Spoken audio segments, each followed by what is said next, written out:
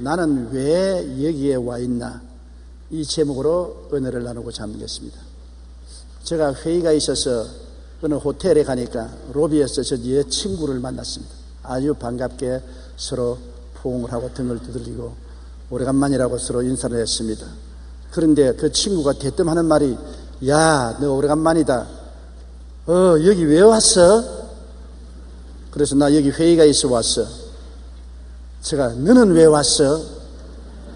그저 은퇴하고 어영부영하면서 살다 보니 차라리 차 한 잔 마시려 왔지. 나는 그 친구 말이 심상치 않게 들렸습니다. 너 왜 왔지? 그런 말이 내 마음에는 너 지구에 왜 왔지?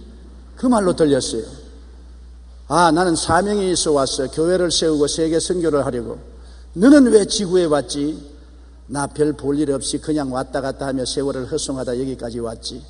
삶의 목적도 의미도 가치도 모르고 떠도는 구름같이 떴다 치다 하는 삶은 정말 비극이라는 것입니다.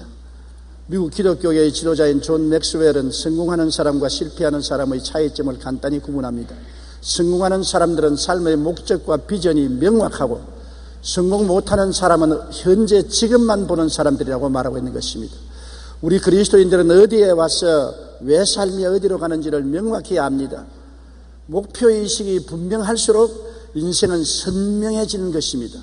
삶의 목적도 의미도 모르는 채 흐르는 물 위의 나무 토막처럼 부유하는 삶은 종극적으로 비극이 되고 마는 것입니다. 첫째로 우리가 하나님이 우리 삶의 원인이 됨을 알아야 우리 인생의 목적도 방향도 가치도 깨달을 수 있는 것입니다. 인간이 무에서 적은 아메바, 그를 통해서 세포 분열을 해서 진화론적인 논리에 따라서 살다가 죽는다고 한다면 인간은 아무 의미도 가치도 없습니다. 하나님도 계시지 않고 모든 것이 우연히 이루어진 것입니다. 우주도 우연히, 자연도 우연히, 인생도 우연히 진화해서 이루어졌다고 한다면 인간의 삶은 아무 의미가 없는 허무하게 짝이 없는 것이 되고 마는 것입니다. 시편 100편 3절에는 야훼가 우리 하나님이신 줄 너희는 알지어다. 그는 우리를 지으시니요 우리는 그의 것이니 그의 백성이요 그의 가르치시는 양이로다. 얼마나 기분 좋습니까? 천지와 만물을 지으시고 전지전능 무소부재하신 야훼가 우리 하나님이신 줄 알지어다. 우리는 그가 만들었고 그가 기르는 백성이요 그가 기르는 양이라는 것을 알게 될 때 우리의 삶은 백명백백하게 맑고 밝고 환해지는 것입니다. 우리를 지으신 하나님, 우리를 기르시는 하나님을 우리는 찬양하고 섬기며 사는 것이 우리 삶의 목표요 가치요 의미가 되는 것을 너무나 잘 알 수 있는 것입니다.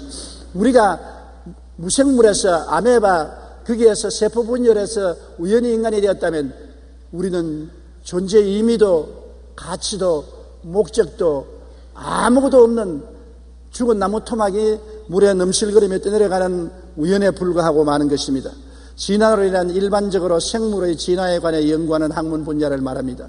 그런데 최근 과학의 영역에서는 진화론에 제시하는 화석들 가운데 많은 것들이 조립되거나 조작된 것이 있다는 것을 발표했습니다.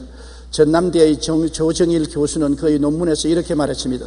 어느 진화론은 저서도 무생물에서 생물이 형성되기까지의 과정을 설명하지 못하며 각 생물체들이 어떻게 진화되었는지도 설명하지 못하고 있다.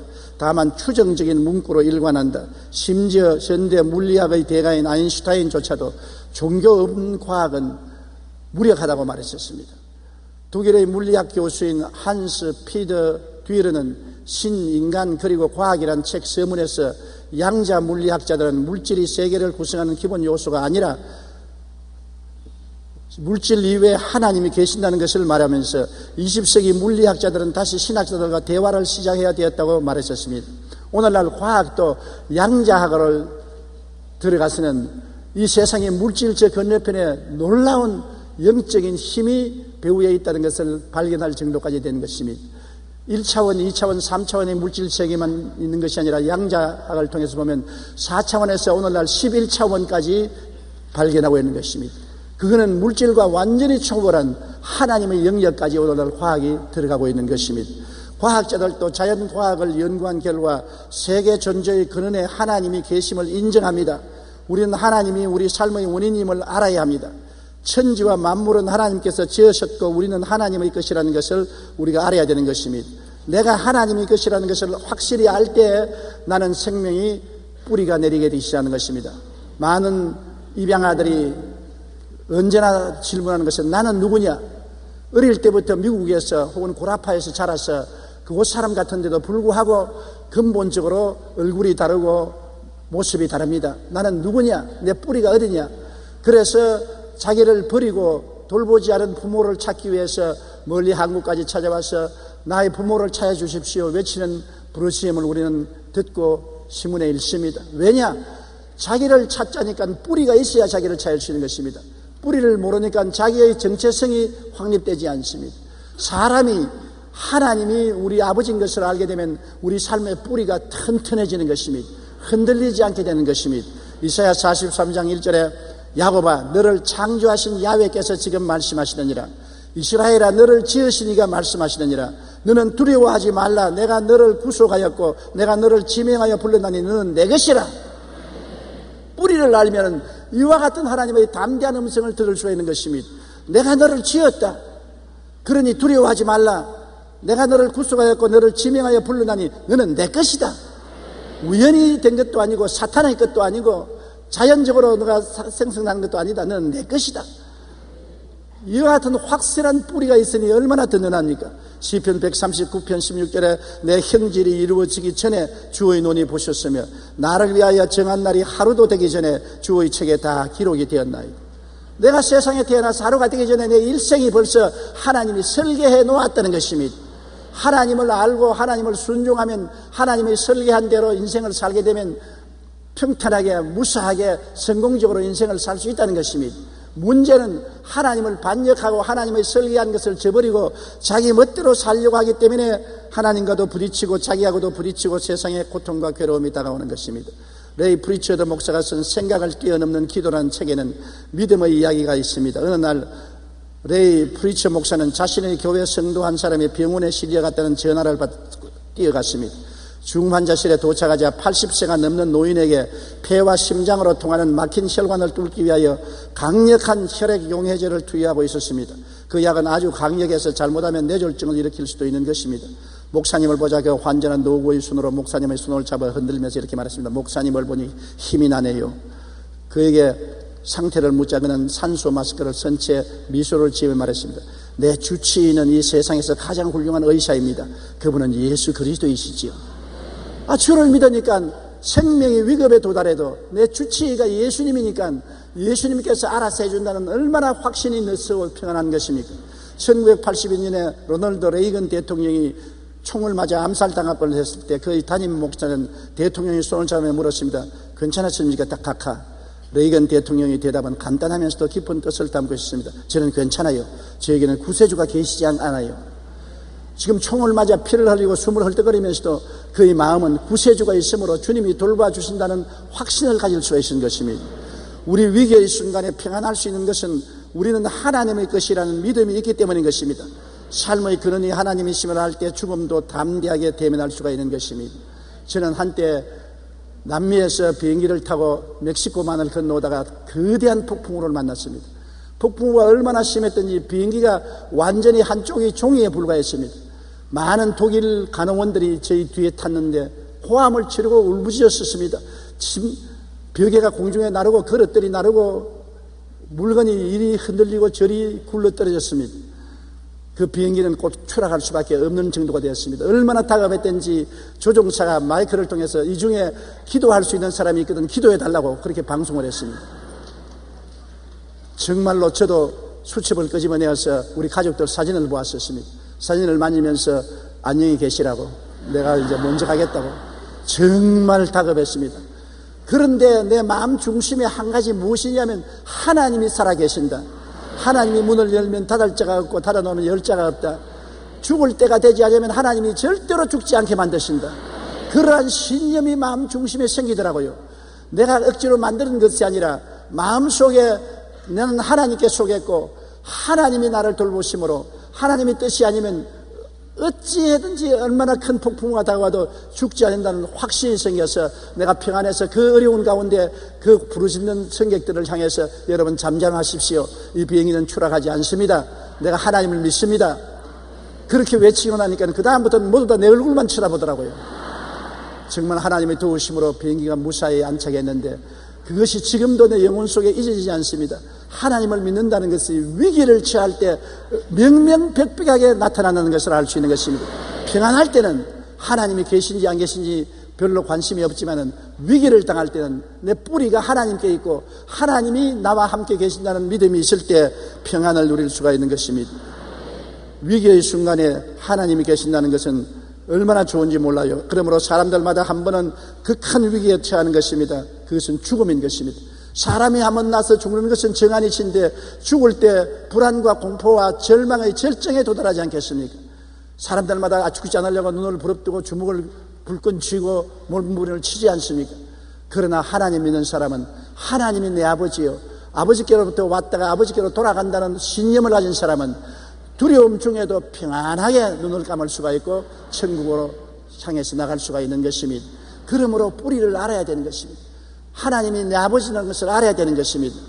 우리는 오직 하나님 아버지로부터 이 세상에 보내심을 받아서 왔다는 것을 알아야 되는 것입니다.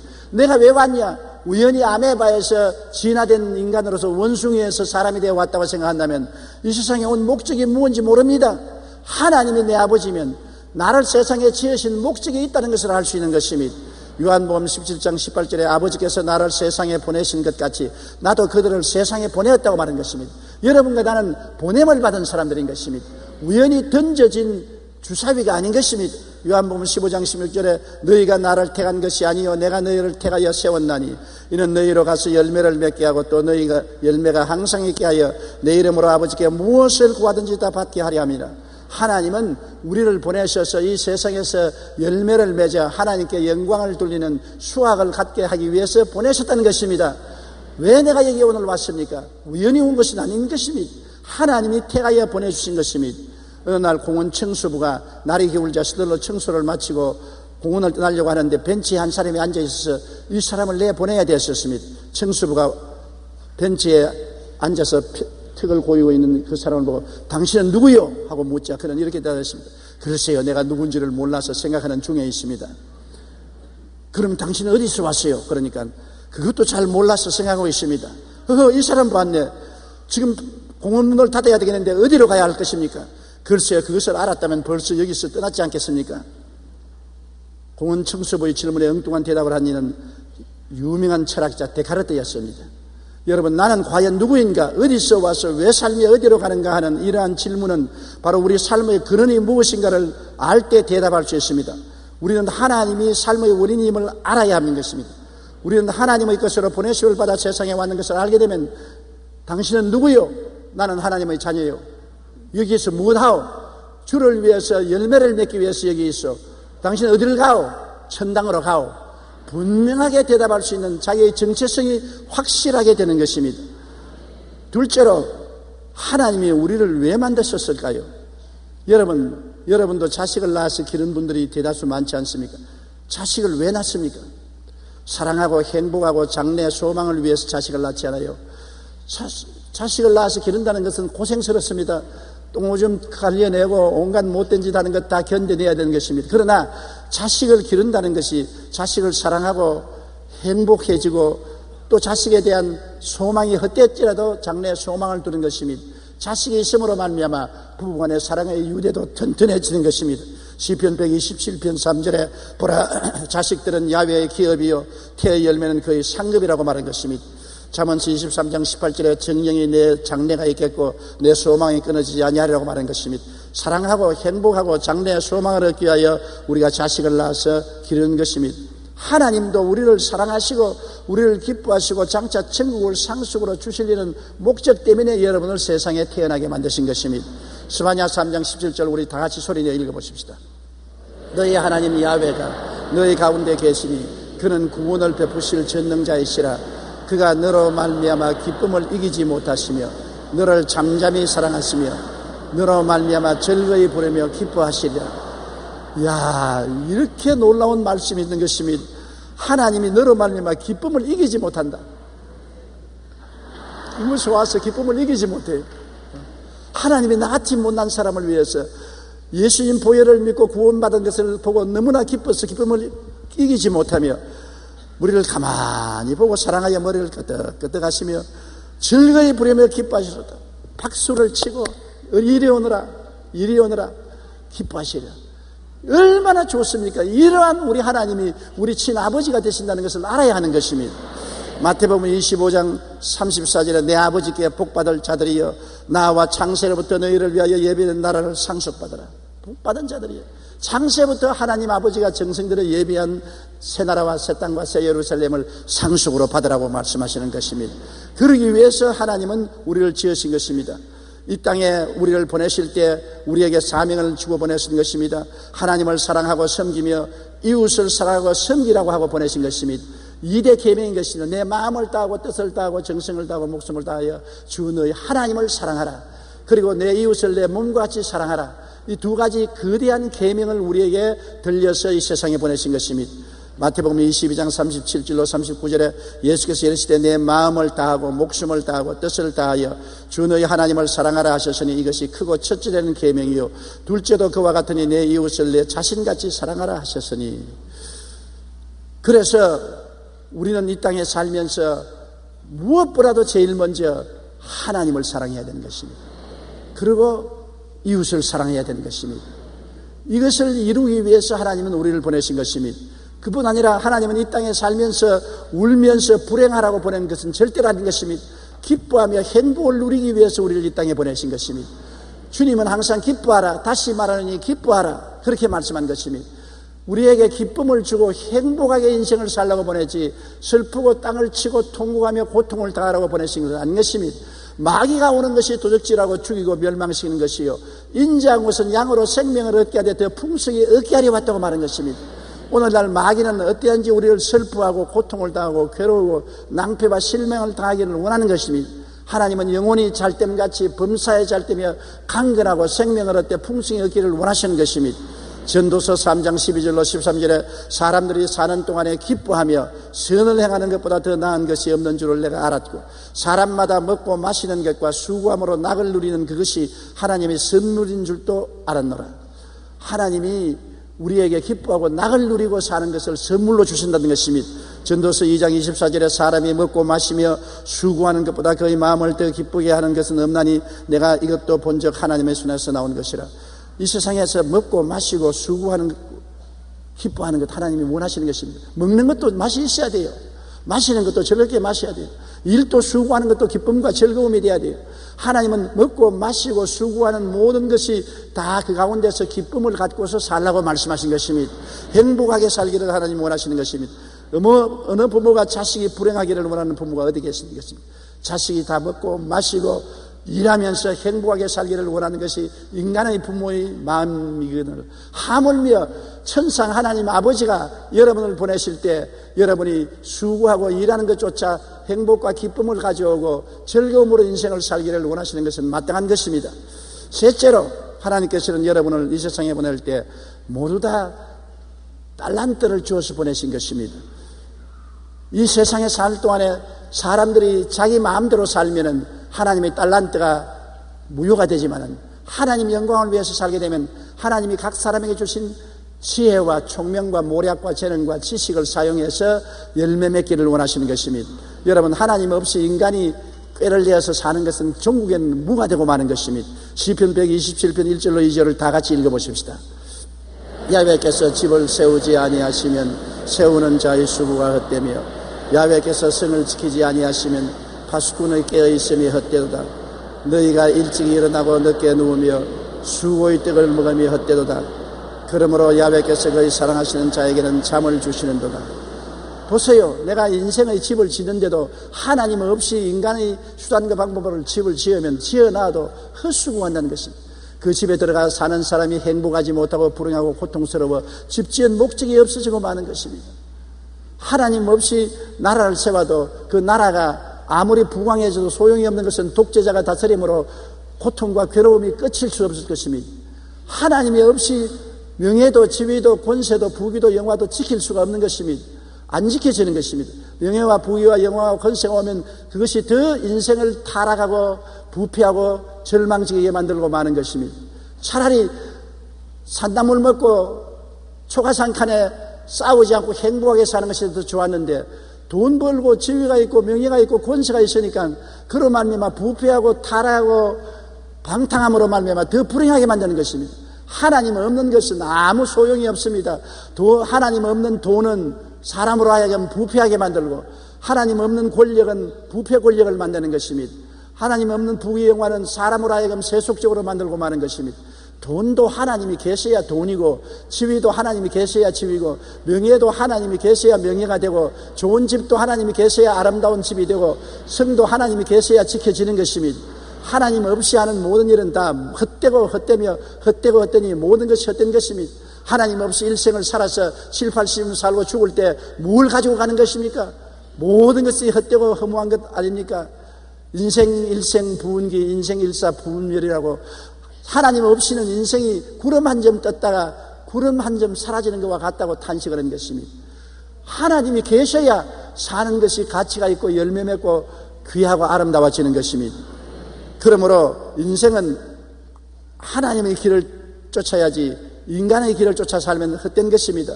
하나님의 길은 어디에 있을까요? 이사야 55장 8절로 9절 우리 다 같이 읽어보십시다. 이는 내 생각이 너희 생각과 다르며 내 길은 너희 길과 다름 아니냐. 야훼의 말씀이니라. 이는 하늘이 땅보다 높음같이 내 길은 너희 길보다 높으며 내 생각은 너희 생각보다 높음이라. 하나님의 길은 우리 길보다 높고 하나님의 생각은 우리 생각보다 높다고 말한 것입니다. 그러므로 하나님이 여러분과 제가 세상에 태어나기 전에 이미 우리의 살 길을 설계해 놓았다는 것입니다. 하나님은 여러분에 대한 인생 설계도를 가지고 계셔요. 하나님의 설계도를 발견하고 그대로 인생의 집을 짓고 인생의 생을 지켜야 되는 것입니다. 여러분, 건축자가 집을 짓는데 주문한 집 주인의 설계도를 따라 집을 짓지 않고 자기 마음대로 지어놓으면 대가를 받지 못합니다. 허물어뜨려야 되는 것입니다. 많은 인생들이 하나님이 계획한 대로 인생을 살지 않고 하나님 설계도를 무시하고 자기 멋대로 살다가 인생이 파멸에 처하는 것입니다. 저는 원래 기술자가 되기를 원했었습니다. 한국의 최고의 기술자가 되기를 원해서 공업학교에 들어가서 기계과에서 기계학을 공부했었습니다. 그러나 그 내 계획이었었습니다. 그 다음에 폐병에 걸려 죽게 되었을 때는 의사가 되려고 했었습니다. 최고의 의사가 되어 나도 살고 남도 살리겠다고 생각한 것입니다. 열심히 의학 공부를 했었습니다. 그 길도 하나님의 길이 아니어서 막혔습니다. 나중에는 내가 생각도 아니하고 꿈도 꾸지 아니하고 우리 가문에도 없고 우리 전대미문의 목사가 된 것입니다. 하나님이 나의 인생을 계획한 것이 바로 그것이었습니다. 그래서 목사로서의 오늘날 50년의 세월을 목회했는데 돌아볼 때 얼마나 하나님이 신기하고 능력 있게 저를 이끌었든지 내 생각한 것보다 더 달리 나의 계획한 길보다 완전히 다른 길로 이끌어 주신 것입니다. 여러분, 우리가 하나님의 길과 하나님의 생각을 깨달아 알아야 되는 것입니다. 어떻게 하나님의 길과 하나님의 생각을 할까요? 먼저 우리 인생들에게는 하나님이 나침판을 주었는 것입니다. 빌립보 2장 13절을 다 같이 읽어보십시다. 너희 안에서 행하시는 이는 하나님이시니 자기의 기쁘신 뜻을 위하여 너희에게 소원을 두고 행하게 하시나니. 이게 하나님이 우리에게 준 나침판인 것입니다. 우리가 예수를 믿고 하나님을 섬기면 내 마음속에 소원이란 나침판이 있어서 내가 가면 이 길이 아닌데, 이 길이 아닌데, 이 길이 아닌데 참 그렇게 말합니다. 그럼 이 길로 갈까요? 그 길도 아닌데, 그 길도 아닌데, 그 길도 아닌데. 얼토당토 않은 길이 생기는데 그 길로 가면 나침판이 아무 말도 안 하는 것입니다. 우리 마음에 우리가 인생을 살면서 그건 아닌데, 아닌데 그런 말이 들릴 때가 많은 것입니다. 치과의사가 목사가 된 사람 말 들으니까 치과의사 공부를 해서 병원을 세워서 환자들의 이빨을 고치는데 늘 손끝에서 이건 아닌데, 이거는 네가 할 일이 아닌데, 하도 아닌데 그 사람은 뭘 할까요? 신학교에 들어가서 주의 종이 되라. 그래서 버리고 신학교에 들어가서 주의 종이 된 이야기를 제가 들어본 적이 있습니다. 어떠한 사람은 결혼을 해서 행복한 가정을 갖고 사는데 자꾸 집에서 애 낳고 살면서도 늘 마음속에 이게 아닌데, 내가 사는 것은 이게 아닌데, 주님 이게 아니면 뭡니까? 나는 남편 모시고 애들 데리고 행복하게 사는데 왜 자꾸 이게 아닌데 겁니까? 이게 아닌데, 너는 주의 종이 돼야 되는데. 하도 그래서 지역장, 구역장을 하다가 신학교 들어가서 공부를 해서 주의 종이 되어서 하나님 말씀을 제가 할때는 맞았어. 그렇게 하나님 말씀하시더라는 가정도 들었습니다. 우리 마음속에 나침판이 있어요. 나침판이 우리가 아닌 것으로 가면 이게 아닌데 참 그렇게 말합니다. 그러나 하나님 뜻을 받으면 아무 말도 안 하는 것입니다. 이와 같이 하나님의 길이 우리를 위해서 예비된 것을 알아야 되는 것입니다. 마태복음 7장 7절로 8절 우리 다 같이 읽어보십시다. 구하라 그리하면 너희에게 주실 것이요 찾으라 그리하면 찾아낼 것이요 문을 두드리라 그리하면 너희에게 열릴 것이니 구하는 이마다 받을 것이요 찾는 이는 찾아낼 것이요 두드리는 이에게는 열릴 것이니라. 보십시오. 우리가 하나님 우리를 위해서 예비한 길이 무엇입니까? 그를 구하고 찾고 두드리면 하나님이 반드시 열어주실 것이라는 것입니다. 우리 인생이 자기가 계획한 대로 살다가는 나중에는 낭패와 실망을 당하고도 할 말이 없습니다. 그러나 하나님은 우리에게 마음의 나침판을 주셔서 하나님의 길로 이끌어가도록 하고 구하면은 그 길로 이끌어가는 것입니다. 정 구하지 아니하면 하나님께서 강제로 구하기도 만들어주시는 것입니다. 왜냐하면 우리 생활 속에 환난과 고난을 통해서 인생을 실패하고 난 다음에 하나님의 뜻을 찾는 사람이 많습니다. 마태복음 16장 25절에 누구든지 제 목숨을 구원하고자 하면 잃을 것이요 누구든지 나를 위하여 제 목숨을 잃으면 찾으리라. 자기의 목숨을 자기가 구하기 위해서 성공하기 위해서 뛸 때는 하나님의 길을 몰랐으나 낭패와 실망을 당하여 자기 길이 좌절되고 자기의 꿈이 좌절될 때 하나님의 뜻이 알려질 때가 많은 것입니다. 우리 로마서 8장 11절에 보면 자녀이면 또한 상속자고 하나님의 상속자요 그리스도와 함께한 상속자니 우리가 그와 함께 영광을 받기 위하여 고난도 함께 받아야 할 것이라. 하나님의 상속자가 되기 위해서 하나님이 우리 인생길을 예비해 놨는데 우리가 흙길로 자꾸 가면은 하나님이 고난에 부딪히게 해서 깨어지게 해서 앉아서 자기 마음의 나침판을 바라볼 수 있는 기회를 주시는 것입니다. 어떤 때는 사업에 낙심해서 올 때 갈 데 없게 만들 때도 있고 어떤 때는 감옥에 밀어넣어서 감옥에 앉아서 하루 종일 생각하게 만들 때도 있고 어떤 때는 병상에 들어 누워서 자기의 인생길을 생각하게도 만들고 좌우간 자기 아닌 하나님의 뜻을 생각할 수 있는 기회를 하나님께서 허락해 주시는 것입니다. 그래서 하나님의 뜻을 발견하고 하나님의 길을 간 사람들이 부지기수로 많습니다. 요셉과 모세도 같습니다. 요셉은 아버지의 사랑을 받는 아들로서 아버지의 후계자가 되기를 원했습니다. 채색 옷을 만들어 입혔다는 것은 가족 중에서 아버지가 후계자를 삼으려고 할 때 특별히 사랑을 표시하기 위해서 채색 옷을 만들어 입혔습니다. 그런데 아버지의 뜻과 요셉의 계획대로 되지 않았었습니다. 그는 형들에게 밑비움을 받아서 종으로 팔렸고 애굽에 들어가서 10년 동안 종살이하고 3년 동안 감옥살이 했었습니다. 그 고통을 통해서 요셉은 깨달은 것입니다. 내 생각대로 내 길대로 되는 것이 아니라 하나님의 생각과 하나님 길대로 되는 것을 알고 의지한 즉 하나님이 그를 애굽의 국무총리로 삼은 것입니다. 나중에 말하기를 형들이 나를 헤아리려 하시나 하나님은 도리어 그것을 변하여 오늘날 모든 사람을 살리는 애비가 되게 만들어 주었다고 말한 것입니다. 모세도 자기의 생각대로 40세가 될 때 애굽 공주의 아들로서 당당히 나와서 노역장에 와서 이스라엘 백성을 위해서 변호하고 애굽 사람을 쳐 죽였으나 이것이 들통이 나서 아라비아 광야로 도망쳐서 미디안 땅에 와서 40년 동안 목동 생활을 했습니다. 생각해 볼 때 너무나 허무한 세월입니다. 40에 도망쳐서 80이 되어서 이제는 머리도 백발이 되고 허리도 굽고 기력도 쇠하고 눈도 어두워졌을 때 하나님이 찾아와서 모세에게 이스라엘 백성을 인도하라는 명령을 내리신 것입니다. 오랜 고난을 통해서 자기의 길이 깨어지고 자기의 길이 막혔을 때 하나님이 길을 열어주시는 것입니다. 여러분, 하나님의 길을 알고 인생을 살아야 인생이 가치 있는 것입니다. 그렇지 않고 세상의 길은 아무리 목적을 두고서 열심히 일을 해도 목적이 도달하고 난 다음에 허무하게 짝이 없는 것입니다. 이 세상에 성공한 사람들의 말을 들어보십시오. 성공을 하고 난 다음 그 다음에 너무 허무맹랑해서 어찌할 때 우리가 큰 부자들이 마약 중독자가 되는 사람 많이 있지 않습니까? 성공하고 난 다음에 방탕하는 사람이 많지 않습니까? 성공의 산 꼭대기에 올라가 보니까 너무나 허무하고 아무것도 없다는 것입니다. 러시아의 소설 가운데 외투라는 소설이 있습니다. 아름다운 외투 한 벌을 샀으면 좋겠다. 그것이 이 가난한 사람의 목적이었습니다. 먹지 않고 입지 않고 돈을 모아서 나중에 좋은 외투 한 벌을 샀습니다. 너무 좋아서 자기 목적을 달성했기 때문에 외투를 입고 집에 돌아오다가 강도를 만나서 그만 외투를 도둑 만나고 마는 것입니다. 외투를 빼앗기자 그 인생도 빼앗기고 마는 것입니다. 나는 외투 한 벌을 사기 위해서 여태까지 돈 모으고 고생을 하고 애를 쓰는데 외투를 빼앗기고 나니 이제 삶의 목적이 없습니다. 그래서 그는 서서히 병들어서 죽어간다는 이야기가 있는 것입니다.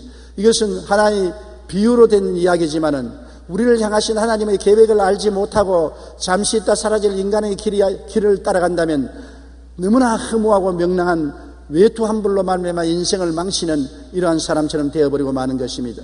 여러분, 하나님은 여러분을 이 세상에 보낼 때 모두 다 달란트를 주어서 보내시겠습니다. 1달란트 혹은 2달란트 혹은 5달란트라는 재능을 주어서 보낸 것입니다. 이 세상에 전혀 재능이 없는 사람은 없는 것입니다. 바보도 말은 잘합니다. 여러분, 바보라고 해서 완전히 바보로 생각하지 마십시오. 말은 잘한다고요. 바보도 재능이 있다고요. 우리 동리에 제가 자랄 때 바보가 있었는데, 그러나 장가 들어서 아들 딸도 낳고 무슨 재능이 있느냐, 나무 해오는 재능이 있더라고요. 산에 가서 나무를 베어서 집에 오면 아내가 그것을 시장에 가서 팔아서 먹고 사는데 그 나름대로 행복하게 살더라고요. 여러분, 이 세상에 사람이 태어나게 하실 때 하나님은 다 재능을 준 것입니다. 마태복음 25장 14절로 15절에 어떤 사람이 타국에 갈 때 그 종들을 불러 자기 소유를 맡김과 같으니 각각 그 재능대로 한 사람에게는 금 5달란트를, 한 사람에게는 2달란트를, 한 사람에게는 1달란트를 주고 떠났더라. 하나님이 재능을 주셨는데 재능을 사용해야 발전되어 것입니다. 5달란트를 쓴 사람은 10달란트 만들었고 2달란트는 4달란트를 만들었으면 1달란트 준 사람은 땅에 파묻어 놓은 것입니다.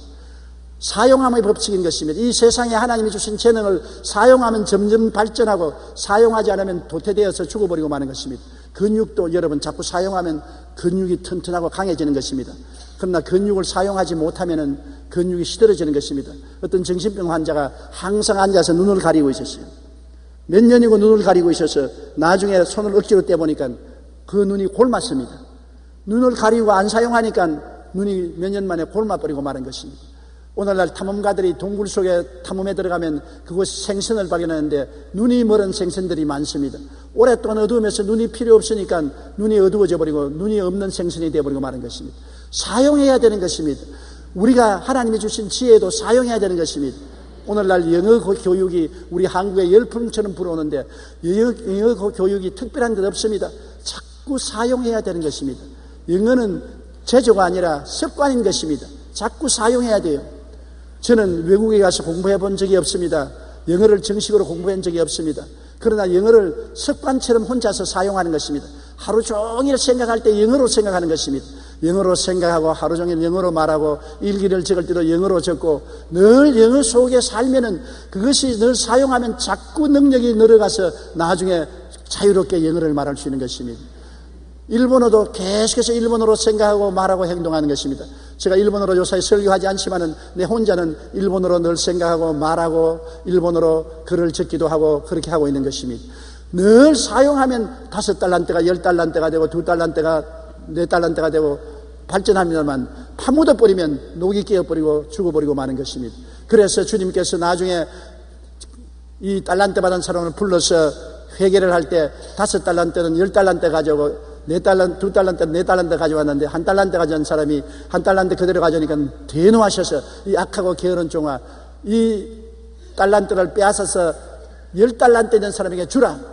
있는 자에게는 더 주고 없는 자에게는 있는 것조차 빼앗는다고 말하는 것입니다. 피아노를 치는 사람들이 하루만 피아노 안 쳐도 자기가 알고 이튿날 2번째 피아노를 안 치면 자기 주변에 있는 사람이 알고 사흘 피아노를 안 치면 온 청중이 안다고 말하셨습니다. 그러므로 늘 계속해야 돼요. 목사가 휴가를 가서 설교를 안 하면은 그 다음부터 설교가 잘 나오지 않습니다. 설교도 계속해서 해야 성령이 넘쳐 흐르지 설교를 하지 않으면 흐르지 않는 것입니다. 주의 백성들이 예수 그리스도를 전도하면은 하루라도 전도하지 않으면 전도하는 은사가 사라지기 시작하는 것입니다. 전도를 하면 자꾸 전도할 수 있는 은사가 주어져서 더 많은 사람을 전도할 수 있게 되는 것입니다. 그러므로 주님이 모든 사람에게 달란트를 주셨습니다. 마태복음 25장 23절에 그 주인이 이르되 잘하였도다 착하고 충성된 종아, 내가 적은 일에 충성하였으면 내가 많은 것을 내게 맡기리니 내 주인의 즐거움에 참여할지어다 하고, 많은 것을 맡기는 것은 적은 것을 사용할 때 그렇게 해주는 것입니다. 그 주인이 대답하여 이르되 악하고 게으른 종아, 나는 심지 않은 데서 거두고 해치지 않은 데서 모으는 줄 내가 알았느냐. 한 달란트 가지고서 돌아온 사람 종에게 그렇게 꾸짖고 그걸 빼앗은 것입니다. 여러분, 1997년에 두 여인, 바로 테레사 수녀와 다이애나 황태자비가 죽었습니다. 전 세계가 큰 충격을 받았습니다. 테레사 수녀는 귀족 가문에 태어나서 좋은 교육을 받고 수녀원에 들어갔습니다.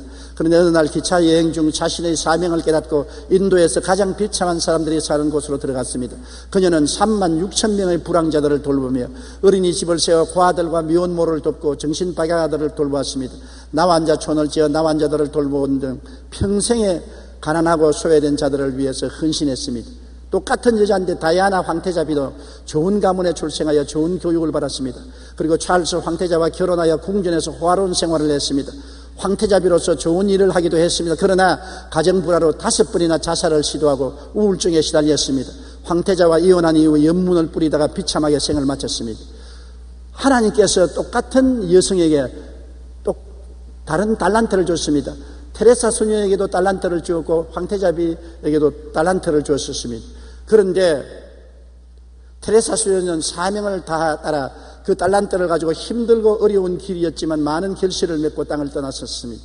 반면 다이아나 황태자비는 뚜렷하고 확실한 자신의 사명을 찾지 못하고 방황하다가 이 땅을 떠났습니다. 우리는 아름답고 화려한 다이아나보다는 늙고 초라한 테레사 수녀를 기억하며 그의 삶을 존경하는 것입니다. 하나님도 다이아나비를 보고는 잘했다 칭찬하지 않을 것입니다. 그러나 테레사를 보고는 잘했다 착하고 충성된 종아, 적은 일에 충성한 신이 많은 것으로 맡기겠다고 말했을 것입니다. 벤저민 리턴버그는 자신의 잠재 능력을 개발하지 않고 그냥 편만하게 살아가는 것은 실상 일종의 자살이라고 말한 것입니다. 여러분, 모든 사람에게는 하나님이 은사를 주셨습니다. 나는 쓸모없는 인간이라고 생각하지 마십시오. 쓸모없는 인간은 아무도 없는 것입니다. 여러분, 기독교 교회사 가운데 17세기경에 잊지 못할 한 인물이 있습니다. 굉장히 존경을 받고 신령한 사람으로서 나중에 수도원 원장까지 되었는데요. 그는 성직자도 위대한 저술가나 지위를 가진 사람도 아니었습니다. 그는 평신도로서 한 수도원의 부엌에서 섬기는 일을 하던 사람으로서 그 이름은 니콜라스 헤르만이었습니다. 사람들은 그를 로렌스 형제라고 불렀습니다. 그는 항상 일상의 작은 일들에서 하나님의 임재를 체험했습니다. 그리고 하나님의 기적을 나타내며 사람들에게 감동을 주는 지혜가 있은 것입니다. 당시 수도원을 찾는 방문객 중에 한 사람이 그에게 물었습니다. 당신은 매일 부엌에서 청소하고 그릇 씻고 음식 만드는 일만 하는데 그것 때문에 불평한 일이 없습니까? 그는 이렇게 대답했습니다. 나는 음식을 만들면서 계속 기도합니다. 이 음식을 먹는 자에게 하나님의 평강을 채우소서. 청소할 때는 하나님의 아름다운 동산을 더욱 아름답게 하소서 하고 기도합니다. 그래서 저는 하나님께 기도하는 시간 외에 남는 시간이 없습니다. 이러한 그의 모습을 보면 사람들은 그를 부엌의 성자라고 불렀습니다. 로렌스 형제는 그의 책에서 이렇게 말했습니다. 꼭 큰 일을 해야 할 필요가 없다. 나는 후라이팬의 작은 계란 하나라도 하나님을 사랑하는 마음으로 뒤집는다. 그 일도 끝나고 더할 일이 없으면 나는 바닥에 엎드려서 하나님을 경배한다. 얼마나 로렌스 형제가 성령에 충만했는지 나중에 수도사들조차도 로렌스 형제에게 와서 기도를 받기를 원하고 그의 이야기를 듣기를 원하고 그 신령한 소문이 온 천하에 퍼져나간 것입니다. 그는 계속해서 부엌에서 일만 했습니다. 불 떼고 부엌 청소하고 그릇 씻고 음식 만들고 그러면서도 끊임없이 그 순간순간에 이게 내 사명이라고 생각하고 그릇을 하나님 영광 위해서 깨끗하게 닦게 하여 주시옵소서. 하나님 영광을 위해서 부엌을 깨끗하게 청소하게 해 주시옵소서. 하나님의 영광을 위해서 불을 잘 떼게 도와주시옵소서. 하나님의 영광을 위해서 맛있는 음식을 만들어 수도사들을 살찌게 만들어 주옵소서. 늘 하나님께 영광을 돌리고 하나님 사명을 다하는 결과에 하나님이 그를 높여서 그로 하여금 세계적인 인물로 만들어 주신 것입니다. 제가 나를 사랑한 적 내가 저를 건지리라. 제가 내 이름을 안정 내가 저를 높이리라고 말씀하신 대로 하나님은 여러분 평범한 일을 하나님 영광을 위해서 할 때 열매 맺게 해주는 것입니다. 내가 집에서 밥 짓고 집안 청소하고 애들 기저귀나 갈고 이 인생이 무슨 인생이냐고 생각하면 안 되는 것입니다. 이것이 내게 주신 은사면은 하나님 이것을 기쁘게 나는 합니다. 남보다 더 즐겁게 음식을 만들고 더 집을 반들반들하게 청소하고 자녀들을 더 잘 기르는 어머니가 되었다면은 놀라운 축복받은 어머니요 하나님이 같이 계시고 나중에 모든 사람에게 칭찬받는 사람이 될 것인 것입니다. 자기의 분야에서 하나님 사명을 쫓아서 최선의 일을 하는 것입니다. 구두 닦는 사람은 그것이 자기 사명인 줄 알면은 최선을 다해서 예수님의 구두를 닦는 마음으로 구두를 닦아야 되는 것입니다. 청소하는 사람은 그것이 주님 보내신 사명이라고 하나님의 궁전을 청소하듯이 깨끗이 청소해야 되는 것입니다. 그렇게 할 때 하나님이 주신 은사를 활용하게 되고 하나님이 그게 보태어서 30배, 60배, 100배가 되도록 축복을 해주고 만족한 인생을 살게 만들어주는 것입니다. 이 세상에 이름 없는 풀이 없고 사명 없는 인간은 없습니다. 큰 일이든 작은 일이든 그것이 문제가 아닙니다. 자기의 사명을 찾고 그에게 충성할 때 우리는 이 땅에 보내신 하나님의 뜻을 이루는 것입니다. 내가 말단 사원으로서 내가 잘한다고 해서 누가 나를 인정해 주겠느냐고 하면 큰 오해인 것입니다. 말단 사원으로서 회사에 들어갔으면 그것이 하나님이 보내신 곳입니다. 내가 간 것과 하나님이 보내신 거라고 다릅니다. 내가 하나님을 섬기는 사람으로서 주님께 의지하고 살면서 그 길이 열려서 직장을 얻었으면 하나님이 나를 그 직장에 보내신 것입니다. 그러면 그 직장은 내 직장이 아니라 하나님의 직장인 것입니다.